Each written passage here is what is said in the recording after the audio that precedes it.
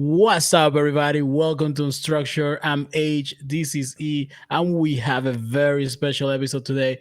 We're looking at some of the comments you guys have left us, and you guys have some very interesting theories and perspectives that we want to discuss in this video. That's right. This is a special edition made just for the viewers. We're going to address some of your theories that we think have some validity to them. So, without further ado, H, let's do it.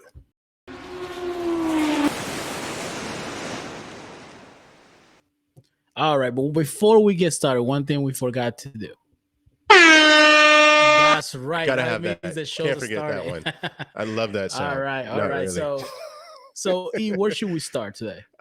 So we have quite a few comments that we wanted to address, but I think we should start with is this the end of the Cleons this season? The Genetic Dynasty. Yeah, and so this was brought up to us by one of the viewers, Sean O'Keefe. Sean O'Keefe, shout out to you out there. Yeah, exactly. So he had a theory that it was going to be a Shakespearean end where the Cleon dynasty would end, and by their own hand, you will see someone like Brother Day come out, maybe out of the Great Spiral, and just kill Brother Dusk and save Brother Dawn.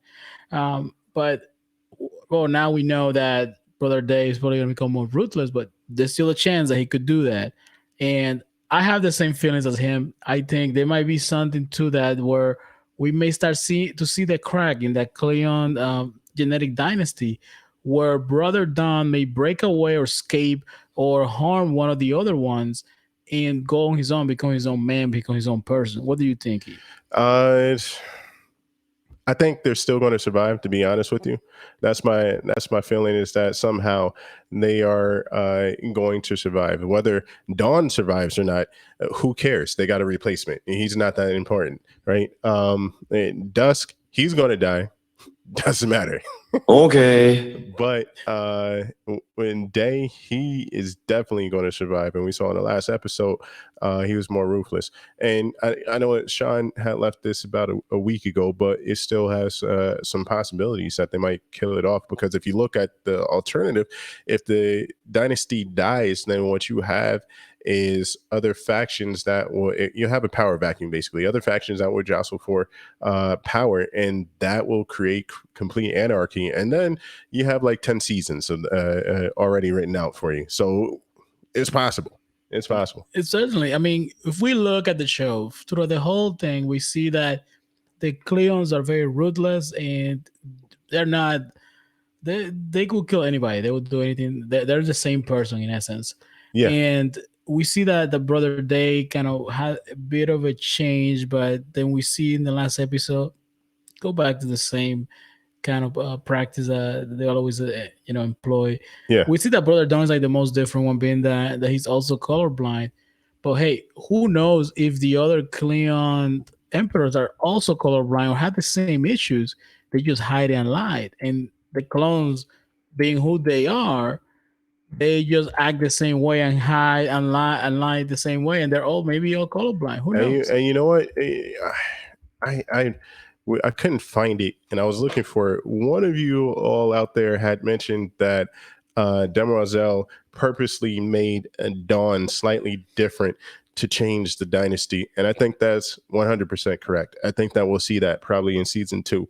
I think that's her way, because in that way she's not harming the emperor, she's still protecting him, and I think that's the way you're out. She is a robot and she's programmed to protect the empire. I don't think she would harm or try to do something to change, or I mean, I think she's there to ensure the emperor. She can't harm the emperor, but she can change him. I think she's there to ensure that the dynasty continues, being like the caretaker and being the mother. I think that's one. Listen, I think that she did something and she played a part. One of the other viewers out there had mentioned that, when you get a clone of a clone of a clone, you start to have some degradation. And that's also correct as well. So that may be it. But I think that Demoiselle put a little secret sauce on there, and she made him slightly different, because he is way more empathetic. And way different than everybody else. So I think that's her way to get out of the circle. Yeah, get it's out of the true. loop. Now, talking about the Cleons, one other Cleon that's very interesting, one Yeah. of my favorite characters all season outside of Brother Day, Uh who's Brother Day is the man for sure. Um, huh. brother Don, Yeah. and he has a love interest in the show that's very curious. Yeah. Like this character starts as a gardener, and uh, she's kind of pushing for him to become his own person. Uh huh. Do you remember her name? Sure. Sure. Ashura, Ashura. I believe it is. Yeah. So obviously, Ashura is a love interest, and big shout out to one of our other viewers. I believe it was. Let me see here. Chris. Yeah. Christopher Pickles. Yep. Yep. Mhm. Big Shout out shout to out you, to you. Christopher. Good stuff. Exactly. You had a very long comment, and Yeah. you hit some really And we strong read good it all points. multiple times. Go ahead.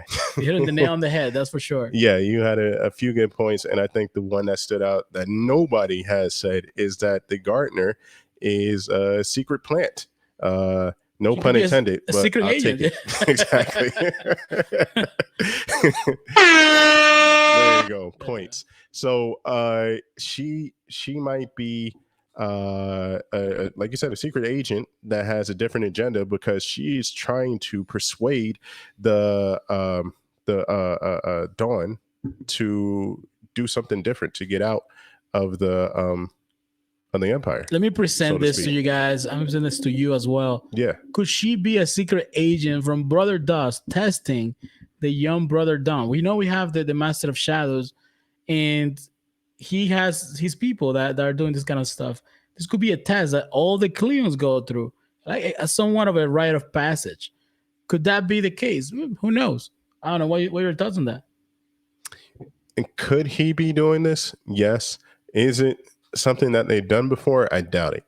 And so I think no, I think that this is specifically something for him, and we'll see. We'll see. That's all I got on that one. No, I mean, Yeah. I think it's interesting when he said this. I started thinking, wow, it never crossed my mind, and now I'm thinking all these different possibilities because she could be part of a faction that's trying to break away from the dynasty, and she's kind of pushing maybe um, the love to the love aspect. Now she was in a very unsuspecting place because she was just gardening Yeah. when Brother Don jumped to his fate, and they met.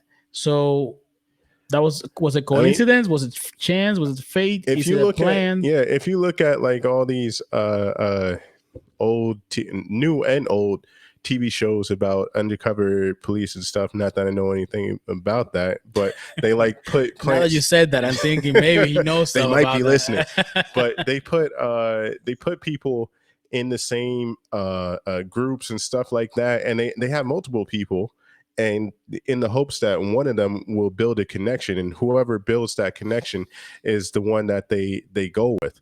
So and that now they're on, so to speak, in terms of being developing that person. Go ahead. No, for sure. I mean, this is interesting. We didn't see anything in the last episode about progressing that story. I'm hoping that episode 9 is heavy on this particular arc, being one of the most interesting arcs to me. In my opinion, it's one of the most interesting. The whole Cleon Dynasty, everything in Trentor, has Hmm. been my favorite part of the show. With that said, Yeah. we just want to ask, what has been your favorite part of the show? Let us Yeah. know in the comments. Make sure you leave your make sure you leave some comments for what do you think of the entire season, right? What was your favorite moment? What has stood out to you for the entire season? Let us know. Let us know your thoughts. I'm interested. Like we said, we read all your comments. So, What's your favorite part? oh man, you put me on the spot. So you put me on the spot. So my favorite part, I guess I would have to say, was knowing that Harry's consciousness was still alive and he kind of had a plan, but then that fell apart when we saw that his plan wasn't really that good. It was already messed up by Rach being dead. That was very interesting. I'll Mhm. be honest. I really like Rach as a character. I'm kind of disappointed that he's no longer in the show Yeah. or he's gone. I was hoping somehow some way rage with the still part of the show. Maybe he wasn't really dead, but you can hope all you want, but I guess that's not the case. Yep. And so that leads us to our last comment. And yeah, we gave everybody a shout out, but I want to give a really, really, really big shout out to the Sharper Coder blog, because he has been on every one of our posts. Go ahead. Go ahead, H. This is for you. So he's been on all of our posts, and he's made comments, and he's had a lot of good Great theories. points. Yes, He's hit stuff in the head every single time. Seriously, are you a part of the writing staff? Let us know. So his theory was, because we had asked, how do we think that season one will end, and what cliffhangers will happen? And he brought up a good point that it's sort of going to be Game of Thrones style, where you're going to have all the climax and conclusion in episode 9, but you're going to have the cliffhangers in episode 10. And go ahead, Ace, you want to elaborate on that? No, yeah, the show we had asked. This is one of our first episode. Our first thumbnail was, "Is this show the new Game of Thrones?"